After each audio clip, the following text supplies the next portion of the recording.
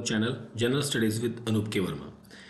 इस particular video session के अंदर हम बात करेंगे इंडियन पॉलिटी के उन क्वेश्चंस के बारे में जो कि आपके यूपीपीएससी के डिफरेंट एग्जाम्स में बेसिकली आए हुए हैं। और स्पेसिफिकली हम बात करें यहाँ पर 2013 से लेकर 2023 तक के जो भी एग्जाम्स आपके हुए हैं उन सभी के अंदर जो भी क्वेश्चंस आपके आए हैं पीसीएस के अंदर, उन सभी क्वेश्चंस को हम यहाँ पर कवर अप करेंगे। यहाँ पर आपको 200 प्लस क्वेश्चंस आपको देखने को मिलेंगे। उन सभी क्वेश्चंस को हम 4 पार्ट्स के अंदर कवर करेंगे और हर पार्ट के अंदर अप्रॉक्सीमेटली 50 क्वेश्चंस हम यहाँ पर देखेंगे, ठीक है, विद डिटेल एक्सप्लेनेशन के साथ। ये पर्टिकुलर सीरीज आपके रिवीजन पर्पस के लिए है सिर्फ, ठीक है। तो जो भी स्टूडेंट अपीयर होने वाले हैं अभी नेक्स्ट जो आपका 22 दिसंबर को प्रीलिम्स एग्जाम हो रहा है, उस पर्टिकुलर एग्जाम्स को ध्यान रखते हुए ये पर्टिकुलर सीरीज मैंने तैयार की है, ठीक है। तो चलिए बढ़ते हैं अपने फर्स्ट क्वेश्चन की तरफ। हमारा यहाँ पर जो फर्स्ट क्वेश्चन रहेगा, देखिए पहला क्वेश्चन आपका यहाँ पर है, which among the following provision and parts of the constitution is not correctly matched. तो नॉट करेक्टली मैच्ड आपसे पूछा गया है। तो देखिए ट्रिब्यूनल्स जो हैं, सबसे पहले अगर जो मैं बात करूँ ट्रिब्यूनल्स जो हैं आपके ये आते हैं under the part, tribunals comes under the part 14A के अंतर्गत आते हैं, ठीक है। एंड द आर्टिकल्स की हम बात करें यहाँ पर, तो आर्टिकल्स होते हैं 323A to 323B। These are the articles related with the tribunals और ये एड ऑन होते हैं through the 42nd amendment act. 42nd amendment act 1976 जो हुआ था उसके तहत ये चीज़ें ऐड करी जाती हैं। तो यहाँ पर पूछा गया था नॉट करेक्टली मैच्ड है, तो ऑप्शन तो ए हो गया correct answer, option A. But यहाँ पर हम बाकी चीज़ें भी डिस्कस कर रहे हैं। तो यहाँ पर जो पार्ट 11 है, पार्ट 11 जो आपका रिलेटेड है, this is related with the centre and state relationship. Centre and state relationship के बारे में यहाँ पर बात करता है। And the articles are 245 to 263। तो ये आर्टिकल्स भी आपको ध्यान रखने हैं, कितने आर्टिकल्स, कौन से आर्टिकल्स किसके बीच में राय करते हैं। एंड साथ में आपको ये भी बता दूं, जो आपका बीपीएससी का एग्जाम्स होने वाला है, बीपीएससी 70th एग्ज़ाम, ठीक है, तो ये क्वेश्चंस उसके लिए भी इंपॉर्टेंट है। ऐसा नहीं है कि यूपी में एग्ज़ाम पूछे गए हैं ये क्वेश्चंस तो बिहार के एग्ज़ाम में नहीं पूछे जा सकते। तो ये ऑल एग्ज़ाम्स के लिए इंपॉर्टेंट चीज़ें हैं, ठीक है, तो आपको ध्यान रखना है। आगे बढ़ते हैं। तो ये तो इनकरेक्ट हो गया। बाकी चलिए बात करते हैं यूनियन टेरिटरीज़। तो यूनियन टेरिटरीज आता है पार्ट 8 के अंदर, ये तो करेक्ट है। बट यहाँ पर आर्टिकल्स की बात करें तो 239 से लेकर 242 आर्टिकल्स यहाँ पर आपको देखने को मिलेंगे इस पर्टिकुलर पार्ट के अंदर। पार्ट 17 जो है, this is related with the official language, ठीक है, ऑफिशियल लैंग्वेज लिखा हुआ है।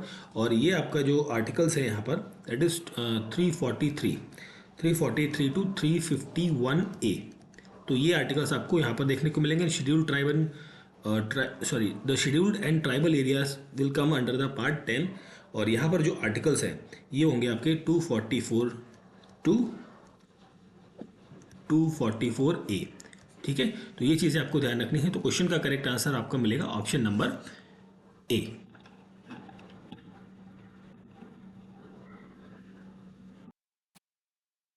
नेक्स्ट क्वेश्चन है हमारा, the constitution of India initially permits the use of English language for all the official purpose for the period of. कितने समय के लिए यह इंग्लिश भाषा को उपयोग की अनुमति दी गई थी यहाँ पर। तो it was the 15 years. Option C होगा यहाँ पर क्वेश्चन का करेक्ट आंसर, 15 ईयर्स के लिए दी गई थी। एंड जब हम यहाँ पर बात कर रहे हैं ऑफिशियल लैंग्वेज की, तो अभी हमने पिछले क्वेश्चन में बात करी थी पार्ट जो है आपका 17, पार्ट 17 आता है with the article 343 to 351A। तो ये आर्टिकल्स हैं आपके ऑफिशियल लैंग्वेजेस के बारे में, ठीक है। दिस ऑफिशियल ऑफिशियल लैंग्वेजेस के बारे में यहाँ पर बात करी गई है इन पर्टिकुलर आर्टिकल्स के अंदर।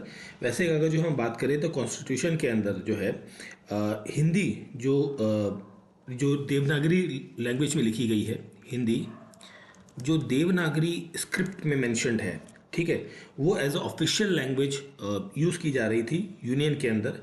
बट 15 साल के लिए, ठीक है, फ्रॉम द 1950 टू 1965, इन 15 सालों के लिए इंग्लिश को भी यहाँ पर एज ए इंट्रोड्यूस किया गया as a official language. But उसके बाद से ये कंटिन्यू चल रही है अभी तक, ठीक है। तो this is the thing related with this. तो क्वेश्चन का करेक्ट आंसर हो गया ऑप्शन नंबर क्या है आपका, ऑप्शन नंबर हो गया सी। सो नेक्स्ट क्वेश्चन है हमारा यहाँ पर क्वेश्चन नंबर 3। इसमें आपसे पूछा गया है which of the following is not part of article 20। Article 20 का हिस्सा नहीं है। तो देखिए आर्टिकल 20 का ही जो जो हिस्सा नहीं है वो है यहाँ पर रहेगा प्रोहिबिशन अगेंस्ट टॉर्चर, यातना के खिलाफ निषेध। तो ये जो है आर्टिकल 20 के अंतर्गत नहीं आता है, ठीक है, नॉट पूछा गया है। तो देखिए आर्टिकल 20 की जब हम यहाँ पर बात करते हैं, ऑप्शन तो हो गया, आंसर हो गया ऑप्शन नंबर ए। बट यहाँ पर हम बात करें तो आर्टिकल 20 है, ये क्या है आपका फंडामेंटल राइट है। फंडामेंटल राइट्स जो है वो पार्ट कौन सा है यहाँ पर, पार्ट 3 आपको देखने को मिलेगा, पार्ट 3।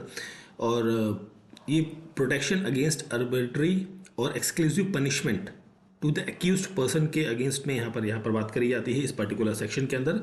और इसके अंदर 3-4 चीज़ें आती हैं, जैसे कि no ex post facto law आता है, ठीक है, आर्टिकल 20 के अंतर्गत।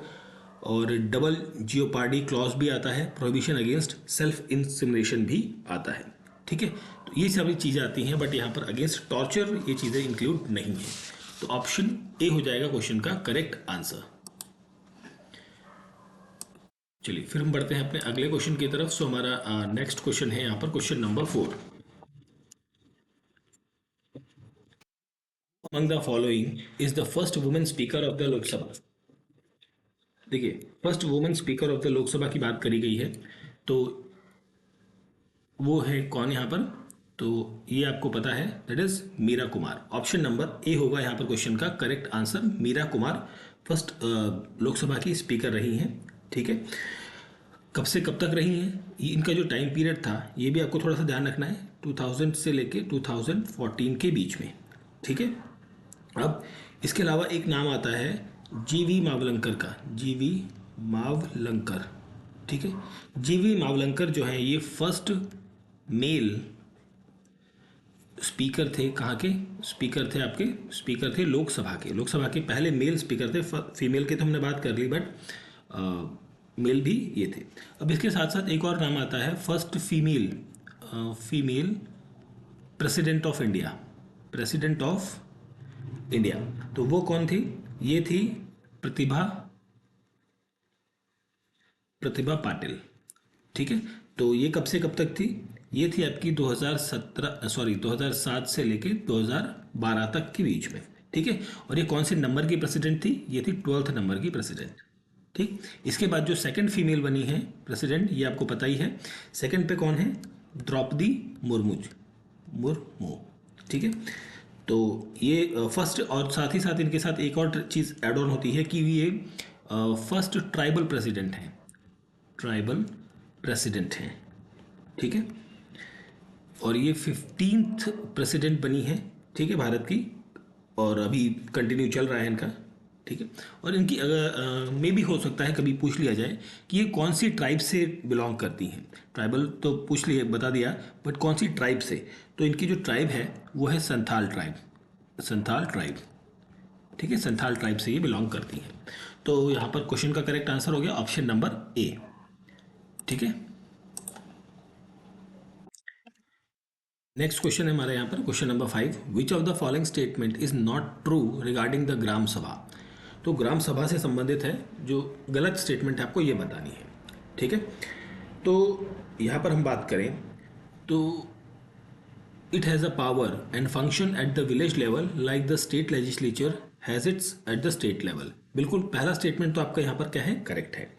दूसरा क्या है, its power are determined the central government, नहीं, इसकी पावर्स जो है, जो आपकी ग्राम सभा है, इसकी पावर्स जो है वो सेंट्रल गवर्नमेंट डिटरमाइन नहीं करती, ये डिटरमाइन करने का काम किसका है, it was determined by the state legislature, ठीक है। अब तो यहाँ पर आपका आंसर जो हो जाएगा वो हो जाएगा ऑप्शन नंबर बी, ये गलत है, ठीक है, गलत ही पूछा गया था।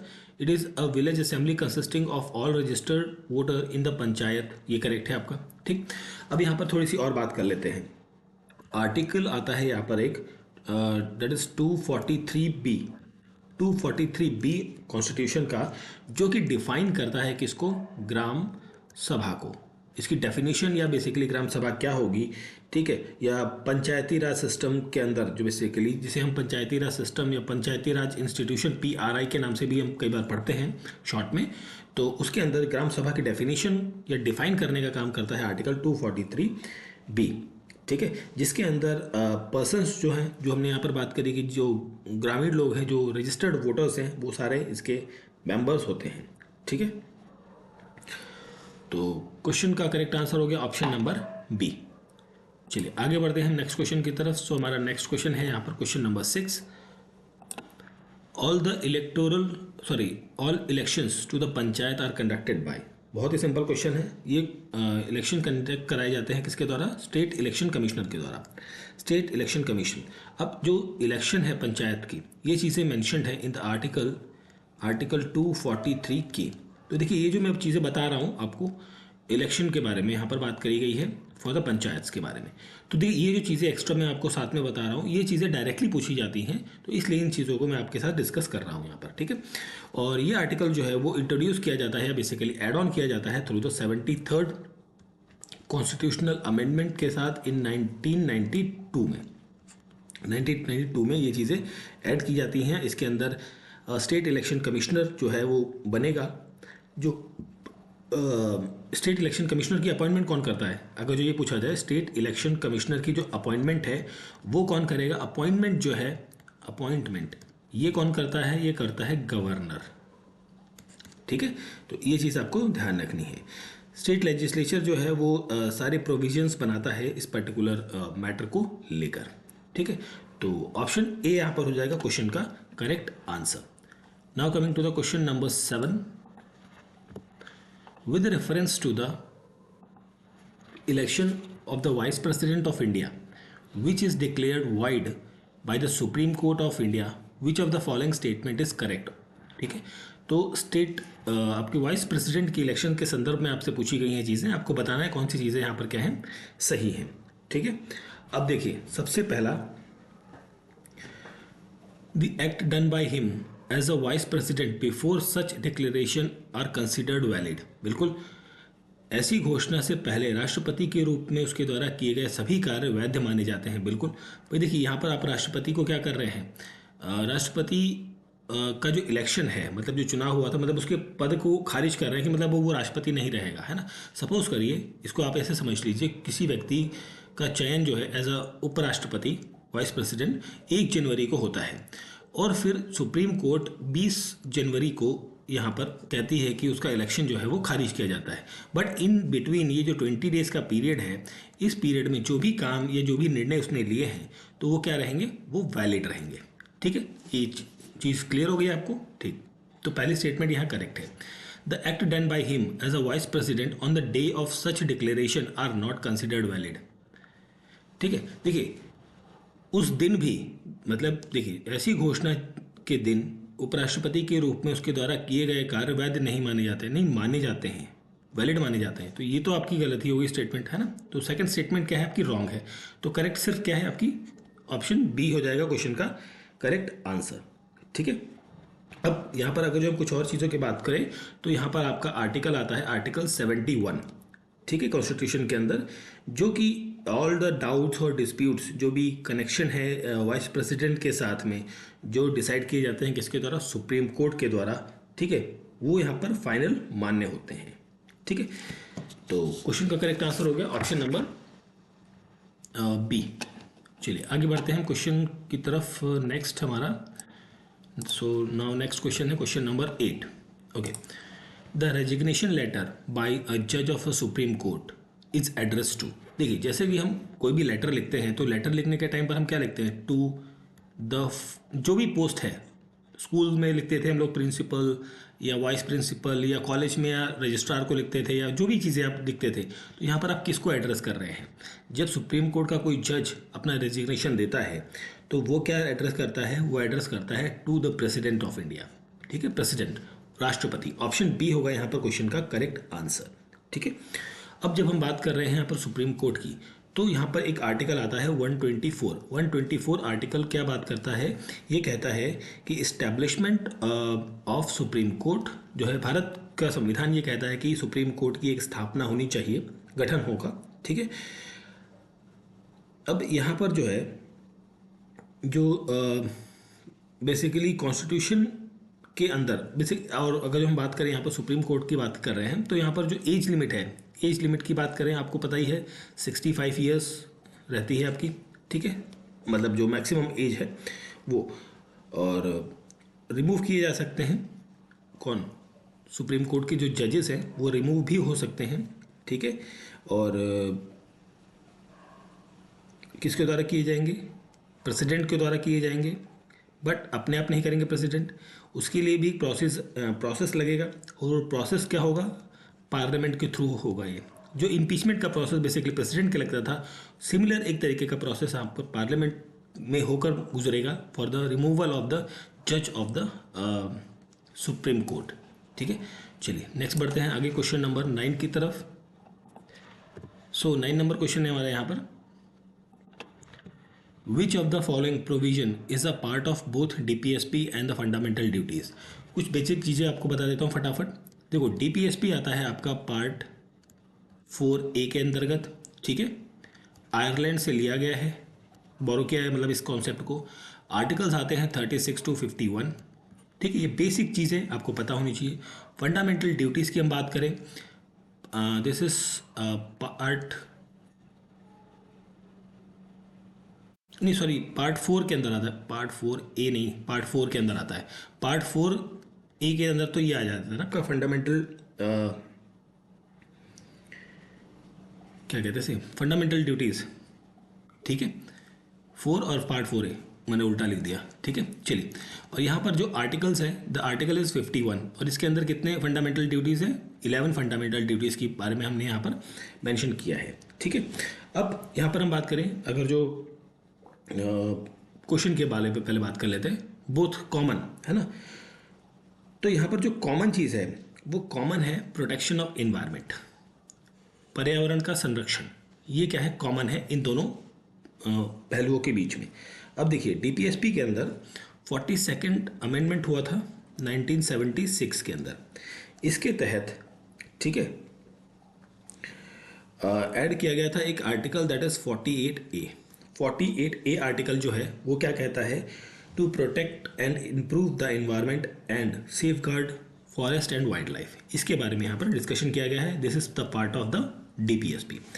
इसके साथ साथ आर्टिकल 51 का, सॉरी 51A, सॉरी यहाँ पे लिखता हूँ 51A का जी वाला जो पार्ट है इन द फंडामेंटल ड्यूटीज़। ठीक है, इसके अंदर भी 42nd अमेंडमेंट के तहत ही इन 1976 इसके तहत ही चीज़ ऐड करी गई है, और वो है कि to protect and improve the natural environment including forest, lake, river and wildlife and have compassion for living creature.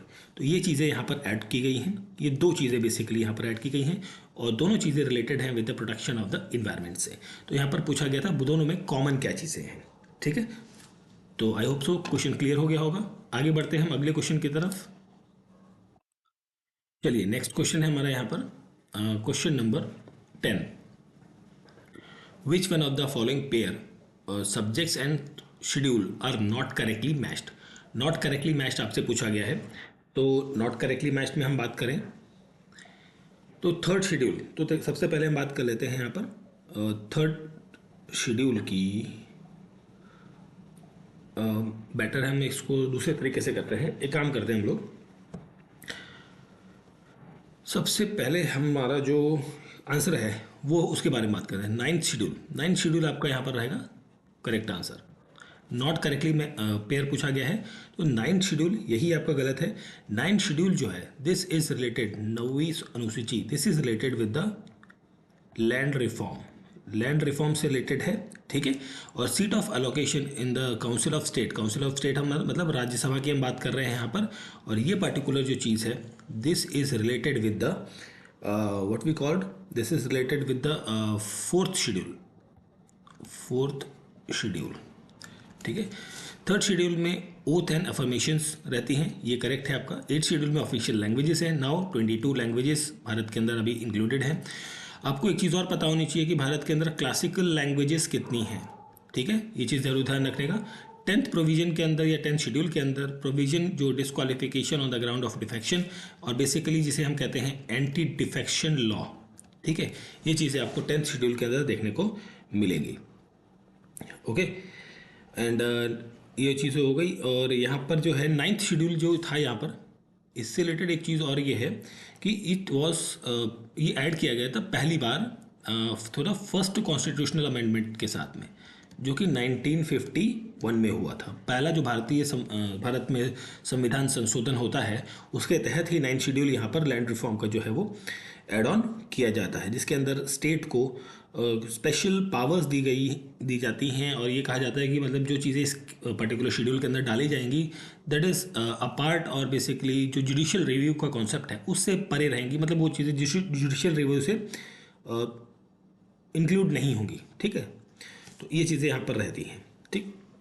और 10th शेड्यूल जो था ये आपका एंटी डिफेक्शन लॉ, ये आपका ऐड होता है कौन से अमेंडमेंट से, 52nd अमेंडमेंट एक्ट से। ये अमेंडमेंट एक्ट जो 1985 में हुआ था उसके तहत ये ऐड ऑन किया जाता है, ठीक है। इसके साथ बाद में 10th हो गया, फिर 11th आपका पंचायती राज हो जाता है 73rd अमेंडमेंट से।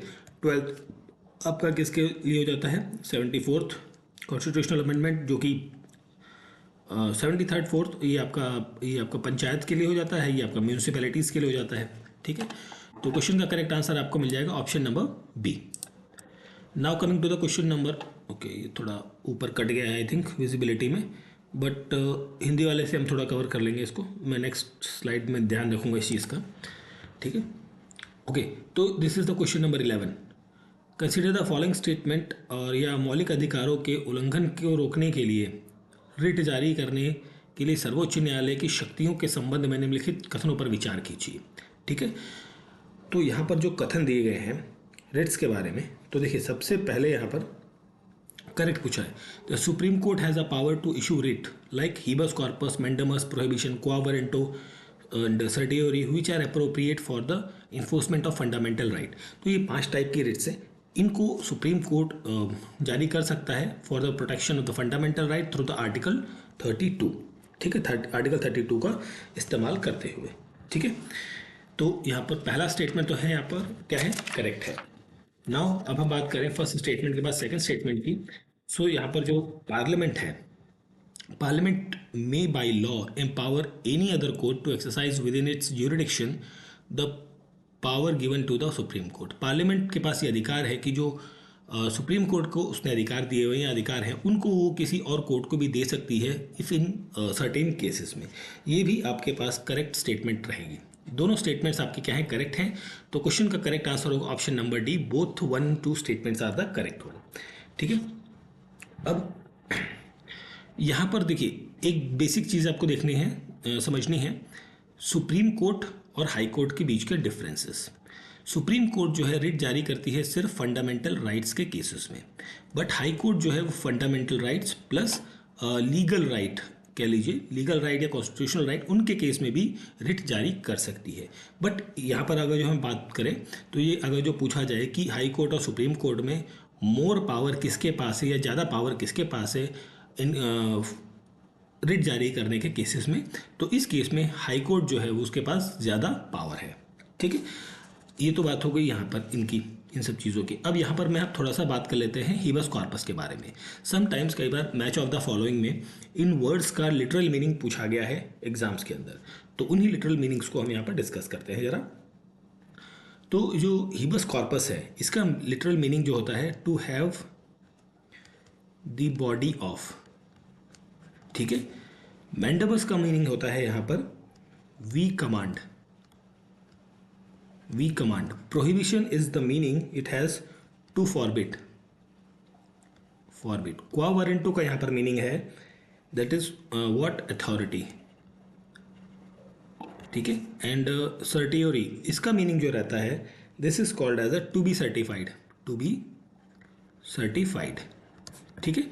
तो ये मीनिंग्स भी आपको थोड़ा सा ध्यान रखने हैं, कभी कभी पूछ लिए जाते हैं मैच ऑफ द फॉलोइंग में, ठीक है। चलिए नाउ बढ़ते हैं हम अपने अगले क्वेश्चन की तरफ। सो हमारा नेक्स्ट क्वेश्चन है यहाँ पर, ये भी ऊपर कट गया है, चलिए कोई बात नहीं। Okay, match of the following है आपका ये। कौन सा आर्टिकल किससे रिलेटेड है आपको ये बताना है। ओके, आर्टिकल सिंपल क्वेश्चन है, आर्टिकल 324, ये 324 आर्टिकल जो है ये रिलेटेड किसके साथ है, this is related with the election commission, ठीक है, इलेक्शन कमीशन के साथ में। 280 फाइनेंस कमीशन, 315 ये होता है आपका स्टेट पब्लिक सर्विस कमीशन, और 388 नेशनल कमीशन फॉर एससी, ठीक है। तो यहाँ पर जो आंसर बनेगा आपका, आंसर बनेगा ऑप्शन नंबर डी। ओके, अब हम बात कर लेते हैं थोड़ी सी और। स्टेट कहाँ गया ये हमारा, फाइनेंस कमीशन 280 है आर्टिकल, ठीक। ये एक कॉन्स्टिट्यूशनल बॉडी है, साथ में इसको दो नेचर में डिफाइन किया जाता है, this is the constitutional body and quasi judicial body, judicial body, ठीक है। ये चीज़ आपको ध्यान रखनी है। पब्लिक सर्विस कमीशन तो 315 हो गया। इलेक्शन कमीशन की जब हम बात करते हैं तो इलेक्शन कमीशन का जो काम है बेसिकली, ये मेन काम जो है आर्टिकल 324 में मेंशन्ड है, इसका मेन काम है कि सुपरिटेंडेंस करना है, डायरेक्शन करना है और इलेक्शन को कंट्रोल करना है, किसके, पार्लियामेंट के इलेक्शन को एंड स्टेट के लेजिस्लेचर को, ठीक है, office of president and vice president के इलेक्शन को, ठीक है। और ये चीज़ें हो गई state election commission of India के बारे में हम यहाँ बात कर रहे हैं, ठीक है। और स्टेट का जो इलेक्शन कमीशन होता है उसका केवल एक ही काम होता है कि वो पंचायत या म्यूनिसिपैलिटीज़ के इलेक्शन को वो कंडक्ट कराता है, ठीक है। वो सिर्फ केवल काम है स्टेट इलेक्शन कमीशन का, और जिसको मेंशन्ड है आर्टिकल दैट इज 243 के अंदर, ठीक है। एंड यहाँ पर एक चीज़ रह गई हमारी नेशनल कमीशन, इसको थोड़ा रब कर लेते हैं फिर बात करते हैं। Okay, national commission for scheduled caste है, आर्टिकल 338 है, आपको पता ही है 338। एक आर्टिकल आता है इसी के साथ में 338A, ये हमारा बात करता है national commission for scheduled tribe, ये ऐड किया गया, ठीक है, through the 89th constitutional amendment act 2003 के तहत, ये चीज़ आपको ध्यान रखनी है। और एक आर्टिकल है 338B, यहाँ पर आता है national commission for backward classes, और ये ऐड किया जाता है यहाँ पर through the 102nd constitutional amendment act 2018 के तहत, ठीक है। तो ये चीज़ें भी आपको साथ में ध्यान रखनी है। ओके, चलिए आगे बढ़ते हैं हम अपने अगले क्वेश्चन की तरफ। सो हमारा नेक्स्ट क्वेश्चन है यहाँ पर question number 13, with reference to the representation of Uttar Pradesh in the parliament which of the following statement is correct, कौन से स्टेटमेंट यहाँ पर करेक्ट है। ओके, तो उत्तर प्रदेश से 31 सीटें जो हैं वो कहाँ जाती हैं, राज्यसभा को जाती हैं, बिल्कुल ये स्टेटमेंट आपकी करेक्ट है। और 80 सीटें, सबसे ज़्यादा सीटें लोकसभा की यहाँ से कहाँ पर है, उत्तर प्रदेश से हैं, ये भी करेक्ट है। दोनों स्टेटमेंट्स करेक्ट हैं। क्वेश्चन का करेक्ट आंसर हो गया ऑप्शन नंबर बी, ठीक, sorry option number A not B, both 1 and 2 are the correct, ठीक है। तो उत्तर प्रदेश से basically highest number of representation in the Lok Sabha, I mean basically in the parliament, वो आपको देखने को मिलेगा, ठीक है। चलिए आगे बढ़ते हैं क्वेश्चन नंबर 14 की तरफ। ये लॉन्ग क्वेश्चन थोड़े कट रहे हैं ऊपर, कोई बात नहीं, नेक्स्ट स्लाइड में हम ध्यान रखेंगे, बट अभी थोड़ा काम चलाना पड़ेगा अभी यहाँ पे, है ना। क्वेश्चन नंबर 14 है यहाँ पे, with reference to the post of secretariat of the parliament which of the following statement is correct, या संसद के सचिव की पोस्ट के संदर्भ में कौन से कथन यहाँ पर करेक्ट है, आपको ये बताना है। तो यहाँ पर हम बात करें, common post may be created for the secretary of each house of the parliament, बिल्कुल कॉमन पोस्ट क्रिएट की जा सकती है, ठीक है, ये करेक्ट है आपका। कॉमन पोस्ट मतलब हम यहाँ पर बात कर रहे हैं राज्यसभा और लोकसभा, इन दोनों के लिए कॉमन पोस्ट हो सकती है सेक्रेटरी की, ठीक है, कि वो दोनों के कामकाज को देखेगा। Parliament has the right to regulate the service condition of secretariat staff of either of house it, parliament का पास ये भी अधिकार है कि वो रेगुलेट कर सकता है सर्विसेज, रिक्रूटमेंट या जो भी चीज़ें हैं यहाँ पर, ठीक है। तो दोनों करेक्ट हैं, तो क्वेश्चन का करेक्ट आंसर होगा ऑप्शन नंबर डी, ठीक है। अब देखिए, सेक्रेटरी ऑफ ईच हाउस जो है उसे हेड कौन करता है, सेक्रेटरी जनरल उसे हेड करता है, और ये एक परमानेंट ऑफिस होता है जिसे अपॉइंट किया जाता है by the presiding officer of the house के द्वारा। अब देखिए, प्रिसाइडिंग हाउस ऑफिसर कौन होता है यहाँ पर, अध्यक्ष होता है, या फिर आप कह लीजिए स्पीकर होंगे, या फिर आपके वाइस प्रेसिडेंट होंगे, या फिर चेयरमैन होंगे, बेसिकली इनके द्वारा अपॉइंट किया जाता है, ठीक। तो क्वेश्चन का करेक्ट आंसर होगा option number D. Now coming to the question next हमारा है यहाँ पर question number 15, with reference to the Union Finance Commission, which of the following statement is correct? Okay, union finance commission की हम बात कर रहे हैं, हमें एक आर्टिकल पता है आर्टिकल 280 जो कि फाइनेंस कमीशन के बारे में बात करता है। और फाइनेंस कमीशन क्या है आपका? Constitutional plus quasi judicial body है, ये भी हमें पता है। और इसका गठन जो है वो प्रेसिडेंट ऑफ इंडिया इसका गठन करते हैं, किसका? फाइनेंस कमीशन का। ठीक है, हर 5 साल में इसका गठन किया जाता है। ये अपनी रिपोर्ट फाइनेंस कमीशन किसको सबमिट करते हैं? ये सबमिट करते हैं किसको?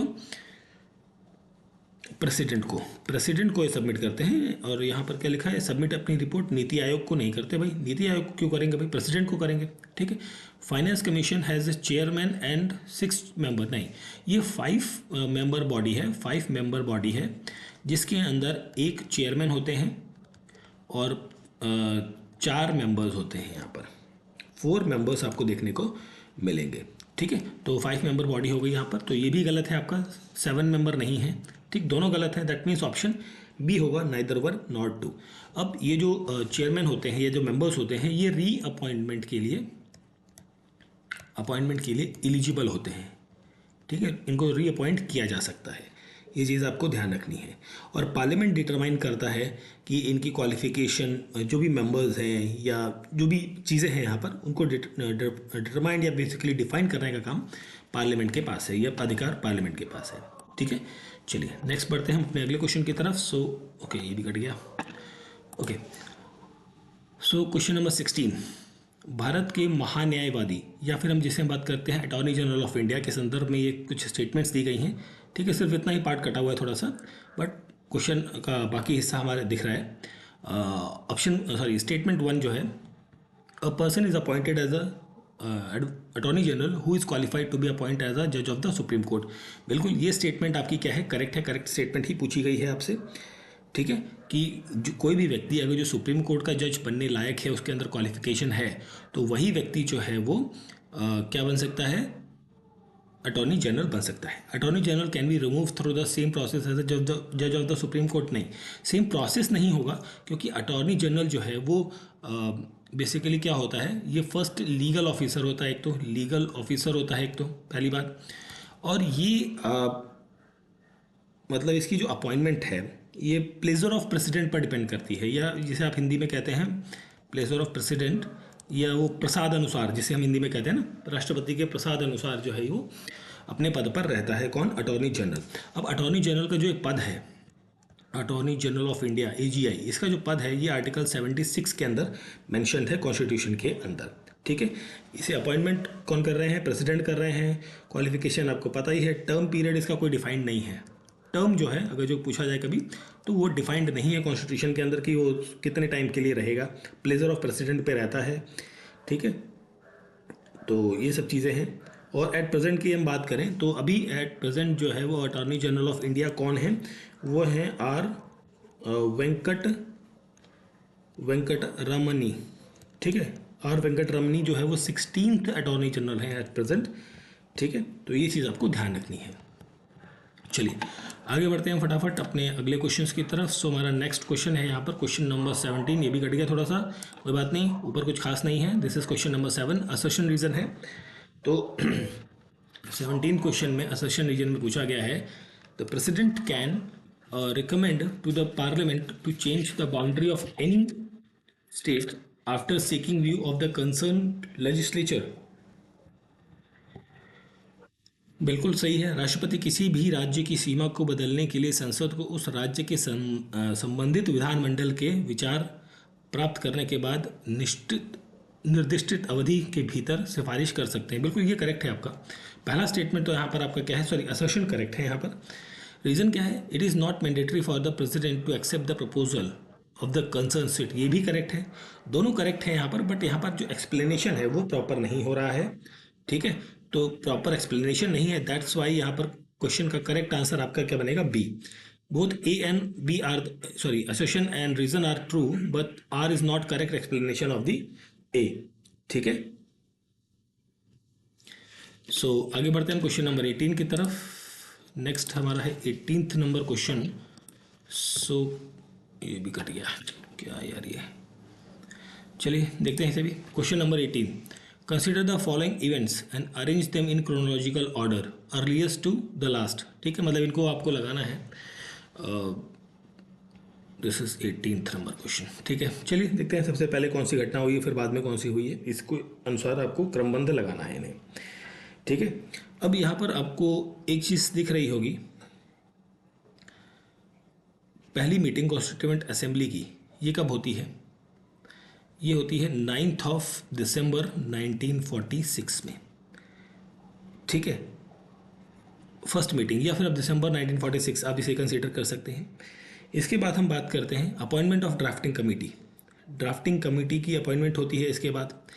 Now constitution was adopted and enacted, ये आपका 26 नवंबर को रहता है, 1949 को अडॉप्ट हो जाता है और इनेक्ट हो जाता है 26 जनवरी 1950 को।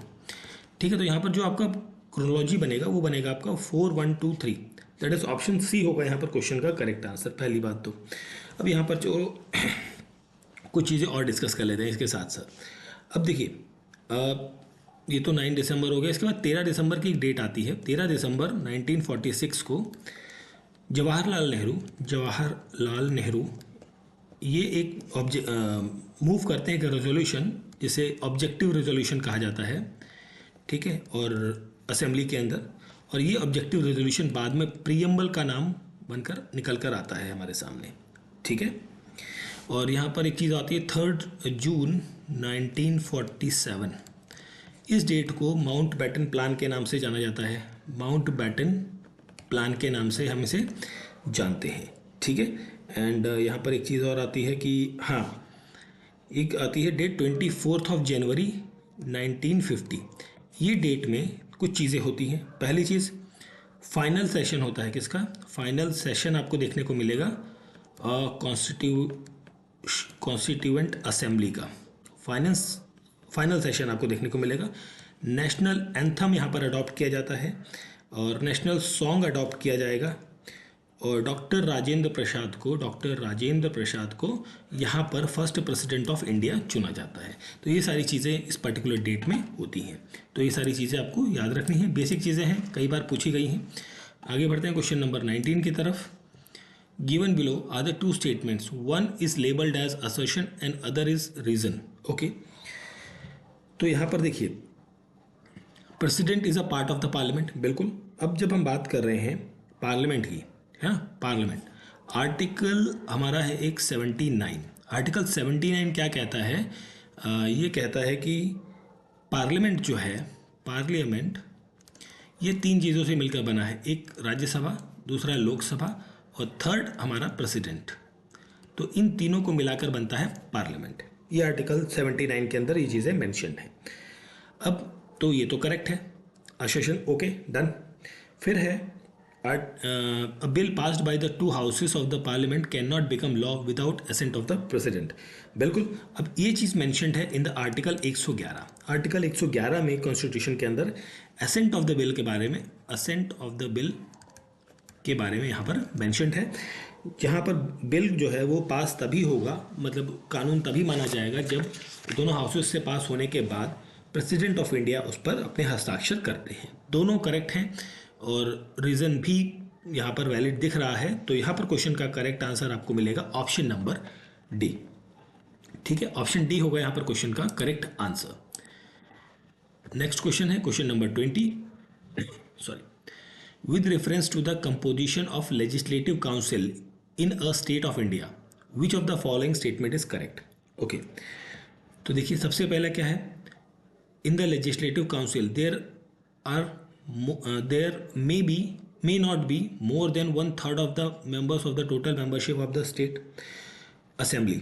ओके, तो यहाँ पर कहा गया है, तो भाई ये तो करेक्ट है, 1/3 से ज़्यादा नहीं होनी चाहिए। पहली बात तो 1/3 से ज़्यादा नहीं होनी चाहिए और 40 से कम नहीं होनी चाहिए। ये कंडीशन रखी गई है कि मिनिमम 40 मेंबर्स की काउंसिल होगी या फिर 1/3 की मिनिमम होगा। 1/3 तो होंगे ही होंगे और या फिर मिनिमम 40 होंगी। ये चीज़ें आपको यहाँ पर देखने को मिलेंगी। ठीक, legislative council of a state must have at least 40 seats in its membership, ये भी करेक्ट है, वही जो मैंने भी आपको बात करी। तो दोनों चीज़ें यहाँ पर करेक्ट है। और ये चीज़ें ये बेसिकली आती हैं, एक चीज़ लिखी गई है कंपोजिशन ऑफ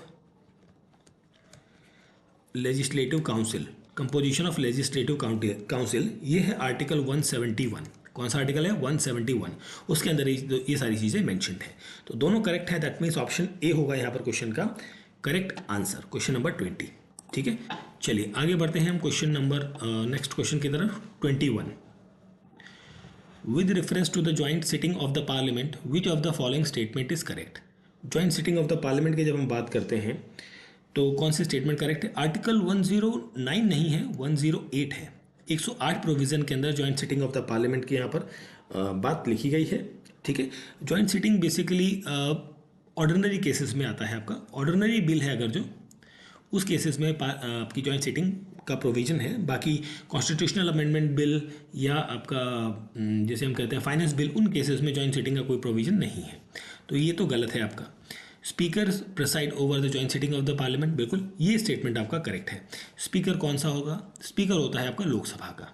ठीक है, लोकसभा का जो चेयरपर्सन होता है वो यहाँ पर प्रिसाइड करता है। तो ऑप्शन सेकंड स्टेटमेंट करेक्ट है, दैट मीन्स ऑप्शन डी होगा यहाँ पर क्वेश्चन का करेक्ट आंसर। ठीक है, अगर जो स्पीकर नहीं है तो डिप्टी स्पीकर यहाँ पर चेयरपर्सन हो सकते हैं, ऐसा नहीं है कि वही होंगे। ठीक है, चलिए आगे बढ़ते हैं क्वेश्चन नंबर 22 की तरफ। With reference to the recommendation of the Ashok Mehta committee on the Panchayati Raj which of the following statement is and are correct. Okay, कौन सा स्टेटमेंट यहाँ पर करेक्ट है?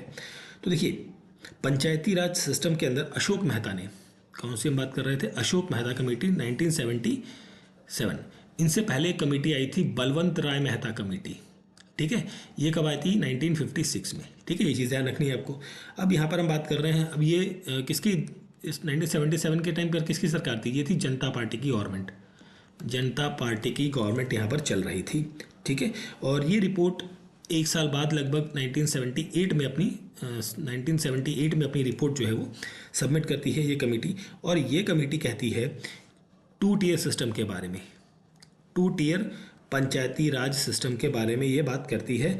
और साथ में ये कहती है कि न्याय पंचायत की स्थापना होनी चाहिए। ठीक है, इसने ब्लॉक का जो सिस्टम था, ठीक है, जो ब्लॉक का डिसेंट्रलाइजेशन का कॉन्सेप्ट था उसको फॉलो नहीं किया था। इसने कहा था कि ब्लॉक की ज़रूरत नहीं है। मतलब सिंपली ये 2 टियर में ये विलेज तक जा रहे हैं, विलेज लेवल में होना चाहिए एक, और दूसरा होना चाहिए डिस्ट्रिक्ट में। जो आपका बीच का ब्लॉक वाला सिस्टम था, ब्लॉक तहसील वाला, उसको यहाँ पर इन्होंने कैंसल आउट कर दिया था। ठीक है, तो ये चीज़ें थी इस पर्टिकुलर कमेटी की। अब आते हैं क्वेश्चन पर। There are 3 tier system, 3 tier system of panchayat should be replace by 2 tier system. बिल्कुल ये चीज़ अभी हमने डिस्कस करी है, यही चीज़ कही गई थी, ये करेक्ट है। The block should be the first point of decentralization, नहीं, ब्लॉक को तो हटा ही दिया गया था। ठीक है, तो ये तो गलत है। तो यहाँ पर आंसर हो जाएगा ऑप्शन नंबर ए। ठीक है, ऑप्शन ए हो जाएगा यहाँ पर क्वेश्चन का करेक्ट आंसर। नाउ बढ़ते हम अपने आगे कोई क्वेश्चन की तरफ। ओके, ये भी थोड़ा ऊपर भाग गया, चलिए कोई बात नहीं, वही है। अभी हमने 23 नंबर क्वेश्चन है, कमिटीज़ है, उनको मैच करना है आपको, कौन सी कमेटी कब आती है, ये चीज़ें।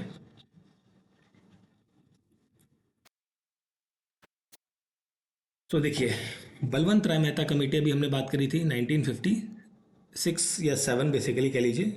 ठीक है, यहाँ पर आती है 56-7 में आती है लगभग। ठीक है, इसी टाइम पर।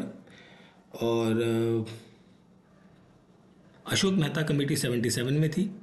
LM सिंघवी कमेटी जो है ये कब थी? 1986 में। और थुंगन कमेटी 88 में। तो ABCD है, 1 2 3 4 है। ऑप्शन नंबर डी होगा यहाँ पर क्वेश्चन का करेक्ट आंसर। ठीक है, option D is a correct answer for this question number 23। Direct question था, इसमें बहुत कुछ नहीं है। Okay, question number 24।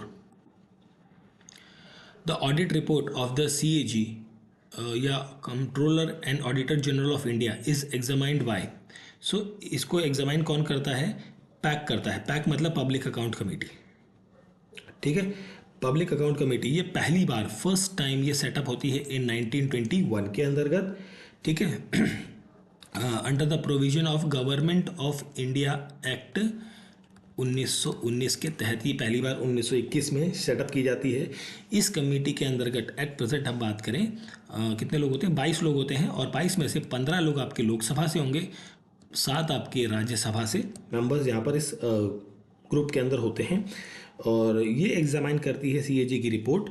एक्चुअली क्या होता है, देखिए सीएजी जो है वो अकाउंट्स को टैली करती है, अकाउंट्स को टैली करने के बाद अपनी रिपोर्ट किसको देती है, प्रेसिडेंट को देती है। प्रेसिडेंट उस रिपोर्ट को क्या करते हैं, पार्लियामेंट ले जाके दे देते भैया ये लो रिपोर्ट।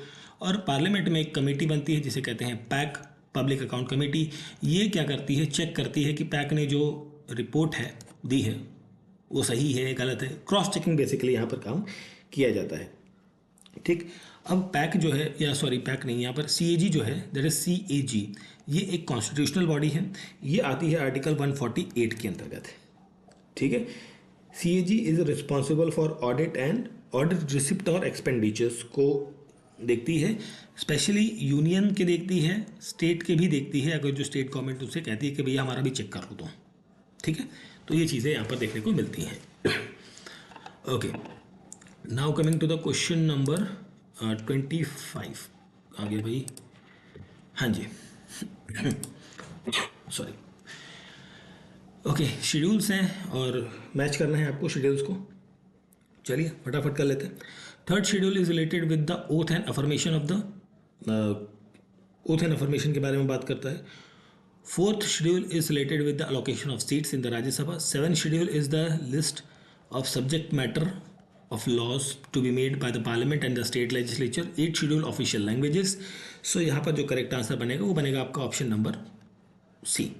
ठीक है, डायरेक्ट क्वेश्चन था, कुछ बहुत ज़्यादा चीज़ें नहीं थी यहाँ पर। ऑप्शन सी होगा यहाँ पर क्वेश्चन का correct answer. Now coming to the question number 26। So 26 number question देख लेते हैं। Okay, 73rd amendment of the constitution is considered to be the watershed in the history of local self government in India. बिल्कुल, ये तो correct है आपका। ठीक है, 73rd अमेंडमेंट एक्ट के तहत जो है वो पंचायती राज इंस्टीट्यूशन, इसकी स्थापना होती है। और पार्ट दैट इज पार्ट 9 ये आपका क्या हो जाता है, ऐड होता है। ठीक है, ये सारी चीज़ें हो रही हैं। और साथ में देखिए ये तो हो गया आपका 73rd अमेंडमेंट 92 में आता है। ठीक है, और यहाँ पर जो इम्प्लीमेंटेशन की हम बात करते हैं, एक्चुअली मैं यहाँ पर 2 डेट्स की बात करूँगा जो स्पेसिफिकली, ये जो बिल है ये 22 दिसंबर को पास होता है 1992 में, 22 दिसंबर। ठीक, बट ये बेसिकली इस डेट में कहाँ से, लोकसभा से पास होता है। और ये इसके बाद कुछ दिन बाद लगभग 23 दिसंबर को, अगले दिन ही शायद, हाँ अगले दिन ही था, 23 दिसंबर 1992 को राज्यसभा से भी पास हो जाता है। उसके बाद इफेक्टिव कब से होता है ये तो हो गया पासिंग की बात। इफेक्टिव या इनेक्टेड जहाँ कभी पूछा जाता है तो होता है 24 अप्रैल 1993 से। इसीलिए 24 अप्रैल को हम हर साल क्या मनाते हैं, पंचायती राज दिवस या पंचायती राज डे हम सेलिब्रेट करते हैं। ठीक है, कब से सेलिब्रेट कर रहे हैं, 2010 से सेलिब्रेट कर रहे हैं। ऐसा नहीं कि 92 से या 93 से कर रहे हैं, नहीं, 2010 से हम इसे सेलिब्रेट कर रहे हैं। अमेंडमेंट हुआ, पार्ट 9 ऐड किया गया। इसके साथ साथ क्या ऐड होता है, आर्टिकल्स 243 टू 243O ये ऐड किए जाते हैं पंचायती राज सिस्टम के अंतर्गत। एक चीज़ और ऐड होती है, 11th शेड्यूल आपका ऐड किया जाता है यहाँ पर। ठीक है, 11वां शेड्यूल ऐड किया जाता है। ठीक है, और यहाँ पर 29 आइटम्स हैं जिस पर यहाँ पर कानून बनाए जा सकते हैं पंचायत के द्वारा। ठीक है, पंचायती राज इंस्टीट्यूशन एक rural local self government system है भारत के अंदर। ठीक, तो यहाँ पर असर्शन तो करेक्ट है। 73rd constitutional amendment conferred that much convicted constitutional status of Panchayati Raj.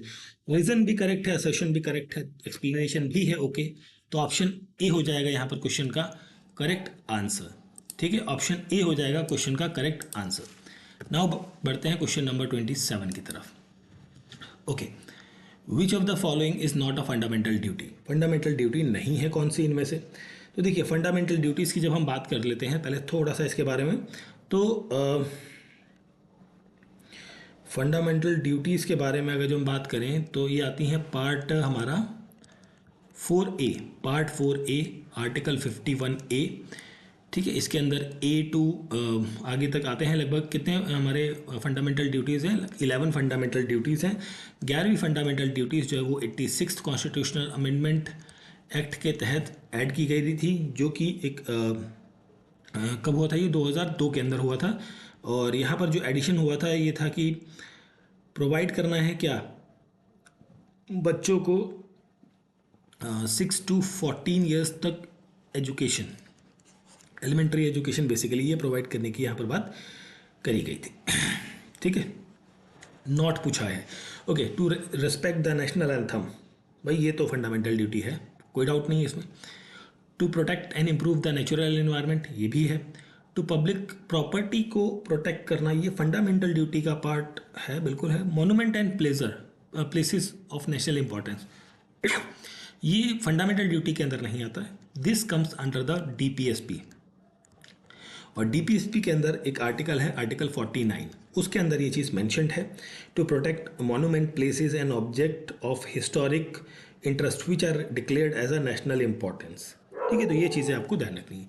But यहाँ पर फंडामेंटल ड्यूटीज़ के साथ एक चीज़ और मुझे याद आई, वो था कि ये किसकी रिकमेंडेशन पर ऐड की गई थी, वो थी सरदार स्वर्ण सिंह कमेटी। ठीक है, सरदार स्वर्ण सिंह कमेटी की रिकमेंडेशन पर ये ऐड की जाती है फंडामेंटल ड्यूटीज़। और इसका कॉन्सेप्ट जो है हमने वो बोरो किया था यूएसएसआर से, दैट इज़ बेसिकली रशिया के कॉन्स्टिट्यूशन से हमने इसको बोरो किया है।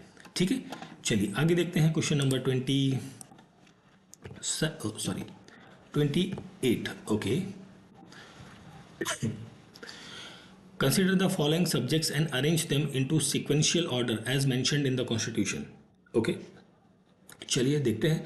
देखिए, union and it's territory, it comes under the part 1 article 1 to 4। ठीक है, फंडामेंटल ड्यूटीज़ ये आता है part 4A article 51A। Citizenship part second 2 में आता है, और आर्टिकल्स आपके यहाँ पर 5 to 11। DPSP comes under part 4, और ये आता है आपका 36 to 51 आर्टिकल्स। ठीक है, इनको आपको क्रोनोलॉजी पे लगाना है, then you will get the answer option number B. Option B, you will get the answer. ठीक है, डायरेक्ट क्वेश्चन था, बहुत ज़्यादा कुछ नहीं था इस चीज़ में। आगे बढ़ते हैं क्वेश्चन नंबर 29 की तरफ।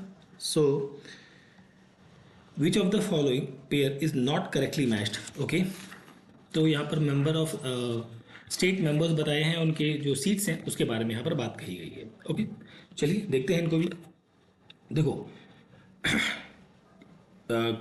देखो, एक हमने आर्टिकल पढ़ा था 176, उसमें क्या था, कंपोजिशन ऑफ, इसी वीडियो के अंदर हमने कुछ टाइम पहले भी, थोड़ी देर पहले कुछ क्वेश्चन किए थे, तो उसमें था कंपोजिशन ऑफ लेजिस्लेटिव काउंसिल। उसके बारे में मेंशन था कि 1/3 होना चाहिए किसका, लेजिस्लेटिव असेंबली का, या फिर 40 होनी चाहिए मिनिमम इन नंबर्स, ये था। एक और आर्टिकल आता है 170, ये किसके बारे में बात करता है, कंपोजिशन ऑफ लेजिस्लेटिव असेंबली के बारे में। ठीक है, यहाँ पर कंपोजिशन में मैक्सिमम जो स्ट्रेंथ दी गई है वो है 500 होनी चाहिए, मिनिमम जो है वो कितनी होनी चाहिए, 60 होनी चाहिए। बट यहाँ पर कुछ स्टेट के लिए एक्सेप्शन भी है। ठीक है, एक्सेप्शन भी है, कुछ स्टेट्स में पॉपुलेशन डेंसिटी कम है, उस वजह से वहाँ पर 60 सीटें भी नहीं हैं, उससे कम हैं, वो अभी हम देखेंगे। उत्तराखंड के अंदर 70 सीटें हैं, बिल्कुल करेक्ट है। गोवा के अंदर 40 हैं। देखिए, ये एक्सेप्शन कहाँ लागू हो जाता है, गोवा में हो जाता है। ठीक, उत्तर प्रदेश में 403 है, ये भी करेक्ट है। मणिपुर में 62 नहीं है, 60 सीट्स हैं यहाँ पर। नॉट करेक्टली मैच पूछा था, ऑप्शन डी होगा यहाँ पर क्वेश्चन का correct answer.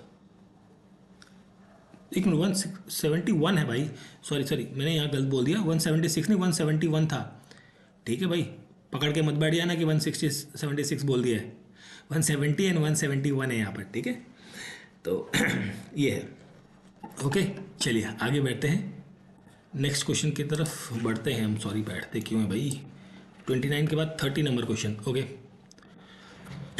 The concept of basic structure of the constitution was propounded by the supreme court of India in case, किस केस में। बेसिक स्ट्रक्चर का जो कॉन्सेप्ट है, ये बहुत ही सिंपल क्वेश्चन है। Kesavananda Bharati case versus Kerala state 1972 के अंतर्गत ये आता है, बेसिक स्ट्रक्चर, बेसिक कॉन्सेप्ट। और ये चीज़ें कही गई हैं कि आर्टिकल 368 जो कि कॉन्स्टिट्यूशन को अमेंड करने के लिए यूज़ किया जाता है, उसके तहत जो है वो बेसिक स्ट्रक्चर को टच नहीं कर सकते। कौन? पार्लियामेंट। ठीक है, पार्लियामेंट और बेसिकली गवर्नमेंट। ओके, सो ये थोड़ा ऊपर हो गया है। 31 नंबर क्वेश्चन है, हिंदी में देख लेते हैं। निम्नलिखित राजनीतिक दलों पर विचार करें और उन्हें स्थापना के क्रम क्रोनोलॉजिकल लगाएं, मतलब कब उनकी स्टैब्लिशमेंट हुई है। तो देखिए, बहुजन समाज पार्टी, या जिसे हम बीएसपी कहते हैं, ठीक है, एंड बीएसपी की जब हम बात करते हैं तो इसकी स्थापना होती है 1984 में। Samajwadi party, that is SP, इसकी स्थापना होती है दैट इज़ इन 1992 में। तेलुगु देशम पार्टी, इसकी स्थापना होती है, टीडीपी कहते हैं इसे बेसिकली, टीडीपी।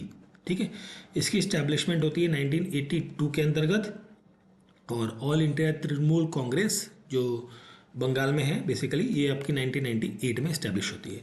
इनको जब आप क्रोनोलॉजी पे लगाएंगे, you will get the answer option number D. ठीक है, तो ये चीज़ें हैं। क्वेश्चन 31 का ऑप्शन डी हो गया करेक्ट आंसर। ओके, नाउ बढ़ते हैं हम आगे नेक्स्ट क्वेश्चन की तरफ।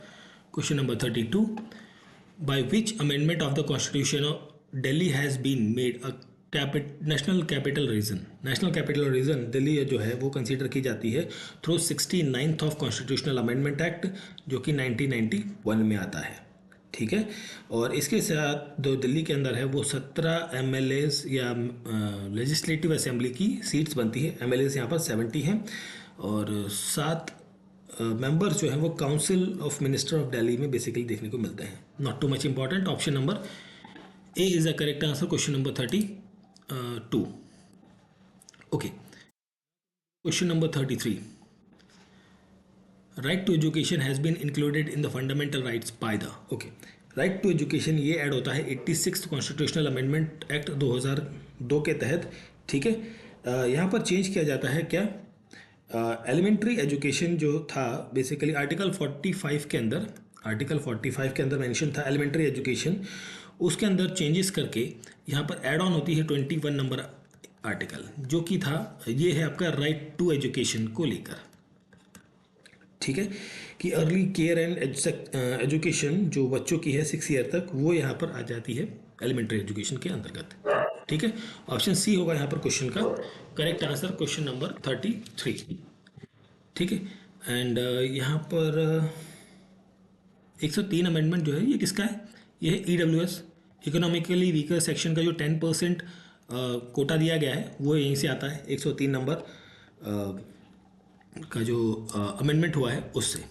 ठीक है, चलिए आगे देखते हैं क्वेश्चन नंबर 34। ठीक, विच of the following is not correctly matched, Lok Sabha और उनका ईयर। ओके, कौन सी लोकसभा कब लड़ी गई ये बताना है। 7th लोकसभा 1980 में हुई थी, 82 में नहीं, 1980। यही गलत है भाई, पहले गलत है, बाकी सही है।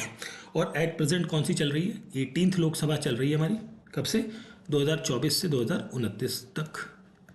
ठीक है, और लॉन्गेस्ट सर्विंग पीएम कभी कभी पूछा जाता है, तो वो है Jawaharlal Nehru till now. Future में कोई चेंज हो जाए तो कोई नया व्यक्ति, मतलब मोदी जी बन सकते हैं या कोई और आ जाए तो वो अलग बात है, बट नाउ पंडित जवाहरलाल नेहरू जो है वो लॉन्गेस्ट सर्विंग पीएम है। Joint public service commission for 2 और more state can be established bye. Joint public service commission, जिसे हम JSPSC, joint state public service commission, इसका गठन जो है वो पार्लियामेंट के द्वारा किया जा सकता है if request by two consensus. जैसे मणिपुर है और मेघालय है, ये दोनों राज्य कहें कि भाई पार्लियामेंट को कि हमारा एक joint state public service commission बना दीजिए, तो वो अपना बिल पास कर करा के अपना बना सकते हैं। ठीक है, तो ऑप्शन बी होगा यहाँ पर क्वेश्चन का correct answer. Now coming to the question number 36 ना, हाँ, which one of the following did not serve as a vice president before assuming the president of India. तो यहाँ पर है नीलम संजीवा रेड्डी। ये व्यक्ति जो है ये वाइस प्रेसिडेंट के पद पर नहीं रहे, उससे पहले वेंकटरमन, जाकिर हुसैन, शंकर दयाल शर्मा, ये सब लोग वाइस प्रेसिडेंट सर्व कर चुके हैं, उसके बाद प्रेसिडेंट बने हैं। ठीक है, ये आपके नहीं थे। ये कौन से नंबर के प्रेसिडेंट थे, ये थे 6 नंबर के प्रेसिडेंट। ठीक है, इन 1977 के around, after the emergency is over. ठीक है, तब बने थे ये।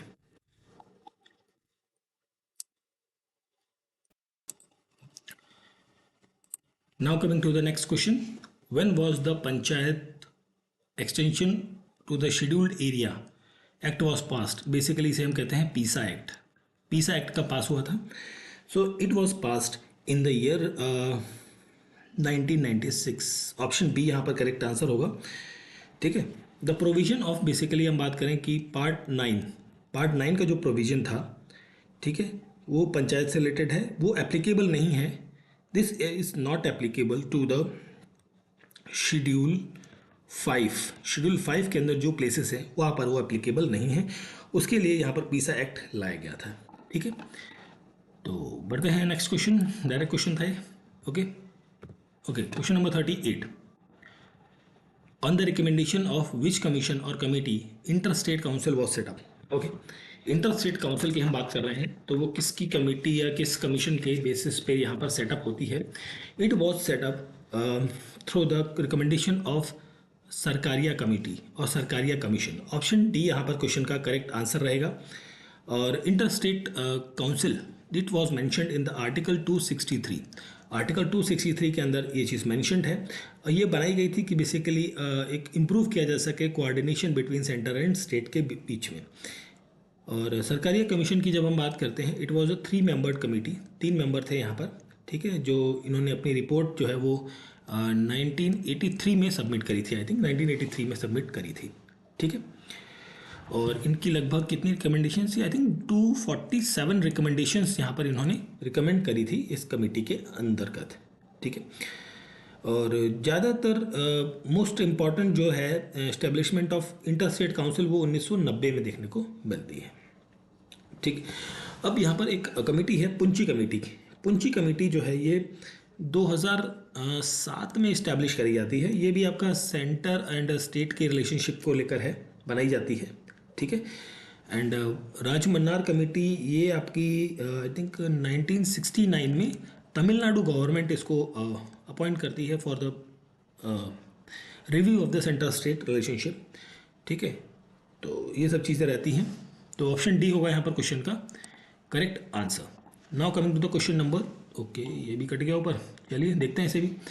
ते है हमारा 39 नंबर क्वेश्चन. सीट्स बतानी है आपकी कौन सी हैं. ये सीट्स हैं राज्यसभा की. आपको बतानी है कौन सी सीट्स कितनी कहाँ पर हैं. ठीक है. कर्नाटका में है आपकी 12 सीटें. ठीक है. कर्नाटका के बाद आपका गुजरात में है 11. ठीक है. कर्नाटका गुजरात हो गया. राजस्थान में आपकी कितनी है? राजस्थान में 10 हैं. पंजाब में 7 हैं. ऑप्शन ए बनेगा क्वेश्चन का correct answer. Option A. Direct question है, कुछ बताने वाला नहीं है इसमें. बहुत ज़्यादा चीज़ें याद, सॉरी कहाँ गया. हाँ ओके. क्वेश्चन नंबर हमारा 40. Which one of the following act of British India strengthen the viceroy authority over his executive council by substituting portfolio or departmental system for cooperating function. Portfolio system basically जब पूछा गया है कि किस act के तहत आता है, तो पोर्टफोलियो सिस्टम जो है ये आता है 1861 के इंडियन काउंसिल एक्ट के बाद. ऑप्शन 1 यहाँ पर करेक्ट आंसर रहेगा. और इस टाइम पर जो बेसिकली गवर्नर जनरल था, या बेसिकली मैं गवर्नर जनरल नहीं वाइसरॉय की बात करूँ, क्योंकि 58 की हम बात 1861 की बात कर रहे हैं, तो वाइसरॉय का पद यहाँ पर आ जाता है. वाइसरॉय वो था यहाँ पर लॉर्ड कैनिंग. ठीक है. लॉर्ड कैनिंग ने पोर्टफोलियो सिस्टम कब इंट्रोड्यूस किया था? 1959 में इसके बारे में यहाँ पर मतलब इंट्रोड्यूस किया था बेसिकली. बट यहाँ पर इसके जो पावर्स हैं उसको बढ़ा दिया जाता है 1861 के एक्ट के अनुसार. ठीक है. तो ऑप्शन ए यहाँ पर हो गया क्वेश्चन का correct answer. Question number 41. In which year P C Hota committee on civil service reform was constituted? अब देखिए, पीसी होटा कमेटी जो है ये बनती है 2004 के अंदर सिविल सर्विस रिफॉर्म को लेकर. इसके साथ साथ ना कुछ और कमिटीज़ हैं, उनके बारे में आपको बताता हूँ. एक थी क्या नाम था, इस्लिंगटन कमीशन था, जो कि 1912 से लेके 1915 के बीच में आता है. ये सारे क्या हैं? सिविल सर्विस रिफॉर्म्स के बारे में बात कर रहा हूँ मैं यहाँ पर. ठीक है. एक तो ये हो गया. दूसरा था यहाँ पर ली कमीशन. ठीक है. ली कमीशन आता है 1923 के बीच में. और एक था G Vajpayee, sorry third is G Vajpayee ये कमेटी आती है 1947 में, ठीक है। And AD4 is the AD Gorwala committee, it was in 1951, ठीक है। तो इन कमेटियों को भी थोड़ा नाम ध्यान रखिएगा, मेनली पूछा जा सकता है कभी। तो अलग कमेटी एक बहुत ही इंपॉर्टेंट चीज़ है। अलग कमेटी जो है ये 2001 में आती है, 51 के बाद यहाँ आ गए। And sixth is Surendra Nath committee, it was in 2003। Now एक PC होटा तो हो गया हमारा 2004 में, सातवां लिख देता हूँ, PC होटा है ना, PC होटा कमेटी ये था आपका 2004 में। और एक और कमेटी थी last, not the least basically, Baswan committee आपकी 2014 में थी, ठीक है। तो ये चीज़ ध्यान रखनी है, ये 8 हो गया 8। थोड़ा सा क्रोनोलॉजी पे आपको ध्यान रखना है, मे भी पूछा जा सकता है क्रोनोलॉजी पे लगाने पे, भाई पूछा जा सकता है कुछ भी, ठीक है। Okay, now coming to the next. Okay, ये क्या हो गया, बड़ा हो गया क्या? ओके, एक सेकेंड, इसको जरा छोटा कर लेते हैं, ठीक है। Question number 42, national disaster management division of in India is a nodal division in the Ministry of Home Affairs for Disaster Management, who is the ex officio chairman of the National Disaster Management Authority। तो इसके जो chairman होते हैं वो होते हैं prime minister of India, ठीक है। और नेशनल डिजास्टर एक्ट जो है 2005 आया था, जिसके तहत नेशनल डिजास्टर मैनेजमेंट अथॉरिटी जो है वो बनती है, ठीक है, जिसके हेडक्वार्टर्स कहाँ पर है, नई दिल्ली के अंदर है। इसके अंदर चेयरपर्सन और अदर मेंबर्स होते हैं, ठीक। प्राइम मिनिस्टर इसके एक्स ऑफिशियो चेयरमैन होते हैं। तो इतना ही है इसमें, यहाँ पे और कुछ ज़्यादा नहीं है यहाँ पे, ठीक है। Option number A is the correct answer यहाँ पर रहेगा। Question number 43, which of the following bill can not be first introduce in the Rajya Sabha. Rajya Sabha में कौन सा बिल नहीं इंट्रोड्यूस किया जा सकता? वो है आपका money bill 110 number article money bill के बारे में बात करता है। और ये डायरेक्टली इंट्रोड्यूस होगा कहाँ पर? ओनली इन द लोकसभा सबसे पहले। राज्यसभा जाएगा बट शुरुआत कहाँ से जाएगा? लोकसभा से होकर ये जाता है, ठीक है। और ये final authority, sometimes it may be asked that money bill को फाइनल अथॉरिटी करने वाला कौन व्यक्ति है? वो है स्पीकर ऑफ लोकसभा। वो फाइनल अथॉरिटी होते हैं कि भाई बिल जो है वो मनी बिल है और नहीं है, क्या है, जो भी है वही बताएंगे, ठीक है। फाइनल अथॉरिटी वही है। बट ऐसा नहीं होता कि भाई मनी बिल आया और उन्होंने मना कर दिया कि भैया नहीं, ये मनी बिल हम नहीं मानते। This is not a chance, ठीक है। 44 है। इनको क्रोनोलॉजी पे लगाना है, आपको क्रमबद्ध लगाना है। ओके, देखिए सबसे पहले है आपका यहाँ पर गोलखनाथ केस, ये आता है 1967 में। Kesavananda Bharati case 1973। 24th constitutional amendment act आता है 1971 में। और 42nd कॉन्स्टिट्यूशनल अमेंडमेंट एक्ट 1976 में। तो ये तो 1 2 3 4 में ही आ रहा है, 1 2 3 4। ऑप्शन बी हो जाएगा यहाँ पर क्वेश्चन का। नहीं, एक सेकंड, कुछ तो गड़बड़ हो गया। नहीं, बी कैसे हो जाएगा भाई? एक सेकंड रुको जरा, रबड़ आ गई हमारी।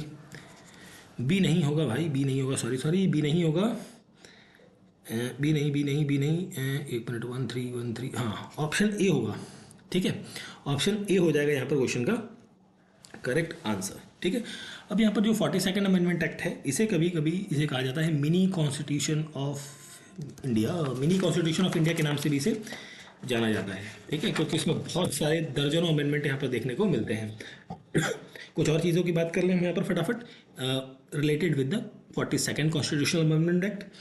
Part 4A that is fundamental duties add की जाती हैं। Part that is called as 14A tribunals भी यहाँ पर इसी टाइम पर ऐड होता है। और ऑल इंडिया जुडिशियल सर्विसेज ये भी यहाँ पर ऐड होता है इसी के टाइम पर। और जो टेन्योर था लोकसभा का जो टेन्योर था, टाइम पीरियड 5 साल से 6 साल वो बढ़ाया जाता है इसी पर्टिकुलर टाइम पीरियड में। उसके बाद ये कभी नहीं बढ़ा। और यहाँ पर कुछ डीपीएसपी के अंदर कुछ आर्टिकल्स, जैसे 48A, कुछ 38 का आर्टिकल, ये कुछ चीज़ें यहाँ पर ऐड ऑन करी जाती हैं, ठीक है। तो ये सब चीज़ें रहती हैं। आगे बढ़ते हैं क्वेश्चन नंबर 45 की तरफ। विच of the following word is not mentioned in the preamble of the constitution. Preamble में कौन सी चीज़ें मैंशन नहीं है? देखिए प्रीएम्बल में क्या मैंशनड है? Sovereign, socialist, secular, democratic, Republic, ये चीज़ें मैंशनड है। साथ में जस्टिस, इक्वालिटी एंड फ्रेटर्निटी ये मैंशनड है। सोवरेन, डेमोक्रेटिक, सेकुलर ये मैंशनड है। फेडरल जो वर्ड है ये मैंशनड नहीं है। ऑप्शन नंबर क्या हो जाएगा आपका, that is option what we called D is the correct answer, यहाँ पर बन जाएगा ऑप्शन डी। ठीक है, चलिए नेक्स्ट बढ़ते हैं क्वेश्चन नंबर 46 की तरफ। विच one of the following is not correctly matched, not correctly matched, state और सोर्सेस, प्रोविजन और sources. Okay, fundamental rights USA से लिए गए हैं, बिल्कुल करेक्ट है। डीपीएसपी आयरलैंड से, एंड रेसिडुअरी पावर ऑस्ट्रेलिया से नहीं लिया गया है, this is borrowed from the Canadian constitution. तो गलत आंसर आपका ऑप्शन नंबर डी होगा। इमरजेंसी प्रोविजन हमने कहाँ से लिया है, जर्मनी से बोरो किया है। ठीक है, और ऑस्ट्रेलिया से हमने क्या बोरो किया है फिर भाई, ऑस्ट्रेलिया से हमने फेडरेशन या basically freedom of trade, freedom of trade, commerce and intercourse का जो एक कॉन्सेप्ट है, जॉइंट सिटिंग ऑफ पार्लियामेंट, ये कॉन्सेप्ट हमने यहाँ से बोरो किया है। ठीक है, ऑस्ट्रेलिया के कॉन्स्टिट्यूशन से। और concurrent list, most important, concurrent list का जो ये कॉन्सेप्ट है ये भी हमने, समवर्ती सूची जिसे हिंदी में कहते हैं समवर्ती सूची, वो भी हमने यहीं से बोरो किया है। Now coming to the question number 47, primary duty of the finance commission of India is, primary duty क्या है भाई फाइनेंस कमीशन की? फाइनेंस कमीशन की जो मेन ड्यूटी है वो है रिकमेंडेड करना distribution of taxes, tax revenue between the union and the state. मतलब जो पैसा है, पैसे को राज्य में और सेंटर में और स्टेट्स में बांटने का जो काम है वो काम करता है main finance commission. Finance commission का आर्टिकल 280 है। ठीक है, ये एक constitutional plus quasi judicial body है। ठीक है, 5 साल के लिए चुनी जाती है। कौन चुनता है? प्रेसिडेंट ऑफ इंडिया चुनते हैं इसे। ठीक है, ये सब चीज़ें हैं यहाँ पर। ठीक, अब कभी कभी एक चीज़ आती है कि जो सुप्रीम कोर्ट है उसका ओरिजिनल ज्यूरिडिक्शन क्या है। ओरिजिनल ज्यूरिडिक्शन मुझे याद आ गया, इसका ओरिजिनल काम से, प्राइमरी ड्यूटी से ओरिजिनल ज्यूरिडिक्शन मुझे याद आया।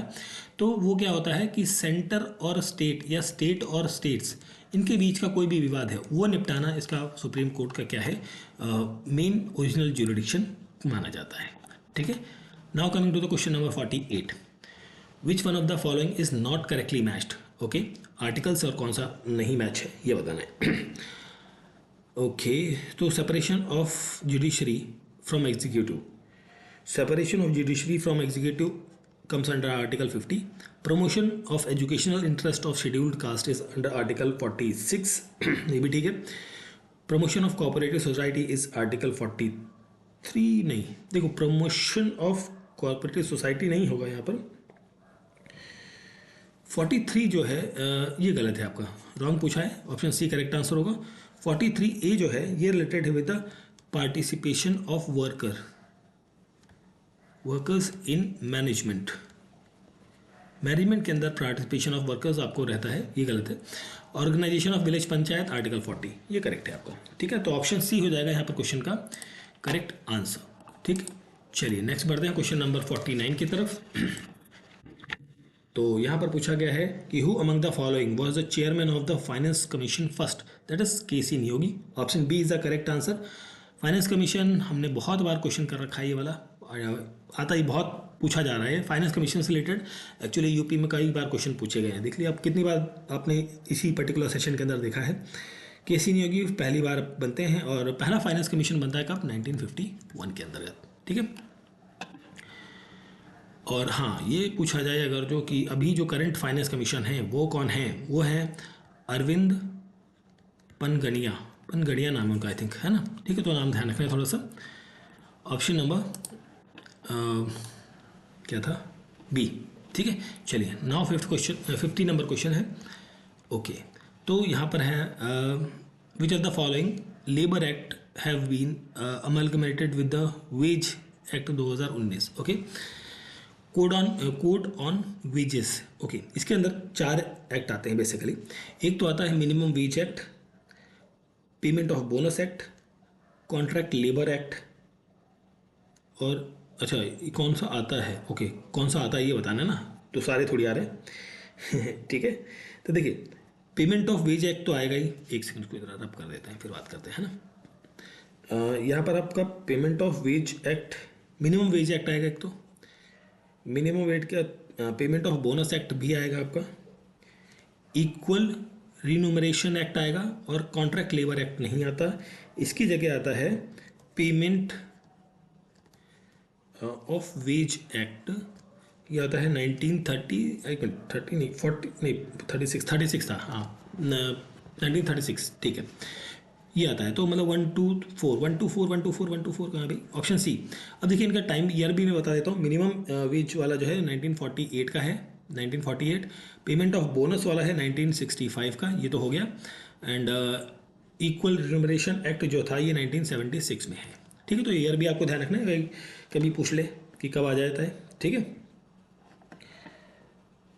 और ये कोड ऑफ वेज एक्ट जो 2019 का है, ये किसके द्वारा लाया गया था? ये इंट्रोड्यूस किया गया था लोकसभा में आया था। जो उस टाइम पर लेबर मिनिस्टर वो थे आपके संतोष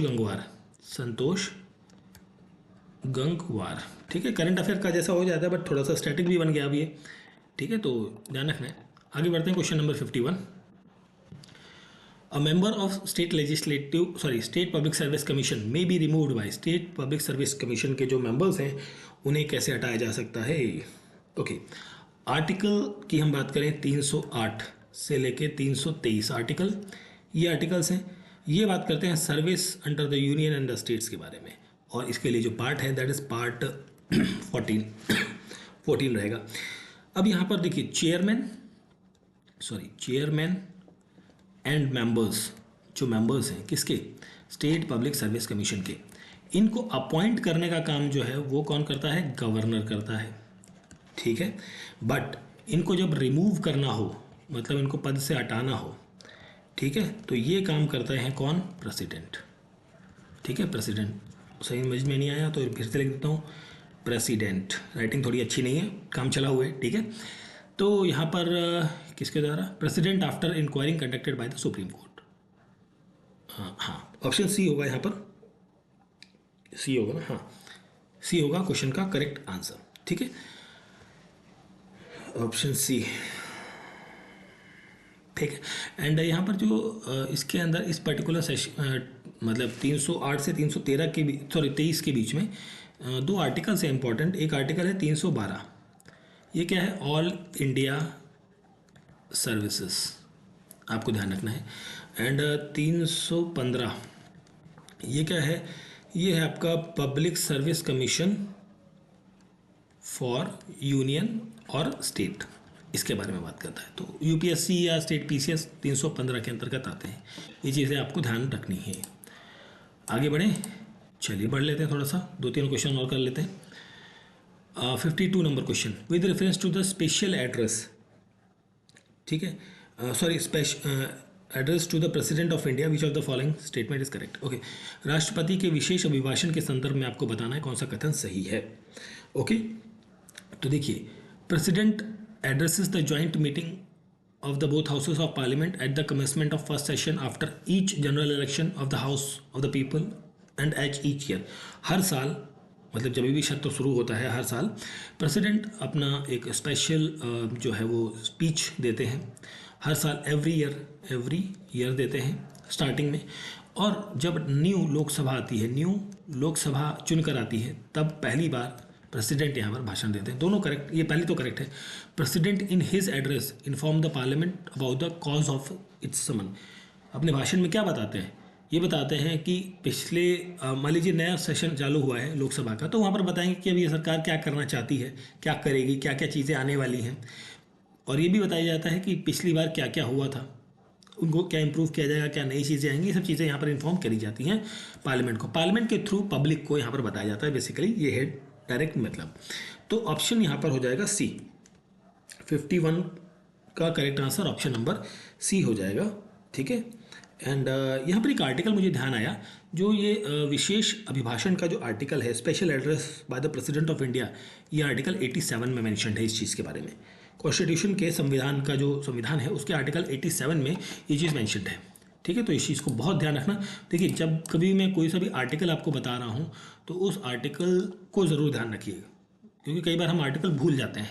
मैं खुद भूल जाता हूँ, तो इसलिए तो भाई इंसान ही है, भूल सभी जाते हैं, इसलिए बार बार रिकॉल करते रहिए ताकि याद रहे आपको अच्छे से। ओके, पंचायती राज सिस्टम से रिलेटेड चीज़ें हैं। 53 नंबर क्वेश्चन, आपको क्रोनोलॉजी पे इनको लगाना है। चलिए ठीक है, लगा लेते हैं। तो देखिए, अशोक मेहता कमेटी और ये सारी कमेटियाँ, देखो बलवंत राय मेहता कमेटी कहाँ गई हमारी, ये थी 1957, 56 बोल रहा था मैं, शायद 57 है। ओके, करेक्ट कर लेंगे उसे, ठीक। बलवंत राय मेहता कमेटी 57 हो गया। अशोक मेहता कमेटी 1977 है। एलन सिंघवी कमेटी जो है ये 1986 है। एंड GVK राव कमेटी ये था 1985 में, 86 85। ऑप्शन नंबर क्या बन जाएगा हमारा, ऑप्शन बी होगा I think, option B, B, हाँ ऑप्शन बी हो जाएगा यहाँ पर क्वेश्चन नंबर 53 का correct answer. Now coming to the question number 54। Okay, assertion reason है president of India determines the qualification of chairman and members of finance commission. नहीं, ये president नहीं करते, ये पार्लियामेंट डिटरमाइन करती है। पार्लियामेंट डिटरमाइन करती है कि फाइनेंस कमीशन के जो चेयरमैन होंगे या उनकी जो भी एलिजिबिलिटी होगी, ये पार्लियामेंट तय करने का अधिकार है, ना कि प्रेसिडेंट को। तो ये तो गलत है assertion. Chairman and members are appointed by the president of India, ये ठीक है। चेयरमैन तो अपॉइंट करते हैं, प्रेसिडेंट भी अपॉइंट करते हैं, मतलब चेयरमैन और मेंबर्स जो है वो अपॉइंट करने का काम प्रेसिडेंट ऑफ इंडिया ही करते हैं। ऑप्शन सी करेक्ट आंसर रहेगा, sorry option D second statement, sorry reason correct है, असर्शन रॉन्ग है यहाँ पर, ठीक है। 54 का ऑप्शन डी करेक्ट आंसर बनेगा। ओके, कितने क्वेश्चन हैं अभी, ओके चलो 2 क्वेश्चन और कर लेते हैं हम लोग। 54 4 हो गया। चलिए 55 नंबर क्वेश्चन है, Sukumar Sen was the first chief election commissioner of India. बिल्कुल ये करेक्ट है आपका, फर्स्ट चीफ इलेक्शन कमिश्नर थे Sukumar Sen. Rama Devi was the first women chief election commissioner of India, ये भी करेक्ट है, दोनों ही करेक्ट हैं। ऑप्शन सी होगा यहाँ पर क्वेश्चन का करेक्ट आंसर, ठीक है। And now Rajiv Kumar I think यहाँ पर चीफ इलेक्शन कमिश्नर है एट प्रेजेंट, 25th नंबर के हैं आई थिंक, ठीक है। Now 56 number question, under the constitution of India which of the following is not a fundamental duty. Not a fundamental duty, देखिए ये repeat question आ गया। ये question already हम 22 में 23 में आ चुका है कि फंडामेंटल ड्यूटी नहीं है, इसलिए जो 11 फंडामेंटल ड्यूटी है ना उनको रट डालो भाई, रट डालो, रिमेंबर कर लो, रट डालो, जो भी करना है याद कर लो जैसे करना है, ठीक है।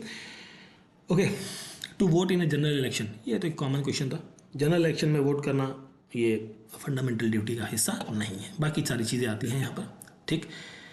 तो फंडामेंटल ड्यूटी के बारे में ऑलरेडी हम कई बार बात कर चुके हैं।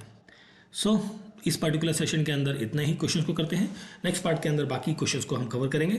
थैंक यू फॉर वाचिंग, और वीडियो अच्छा लगा तो प्लीज़ सभी से एक सेकेंड कहाँ चला गया, आप सभी से रिक्वेस्ट है कि वीडियो को लाइक करें, शेयर करें अपने फ्रेंड्स के बीच में, और चैनल को सब्सक्राइब ज़रूर करें, ठीक है। Thank you for watching.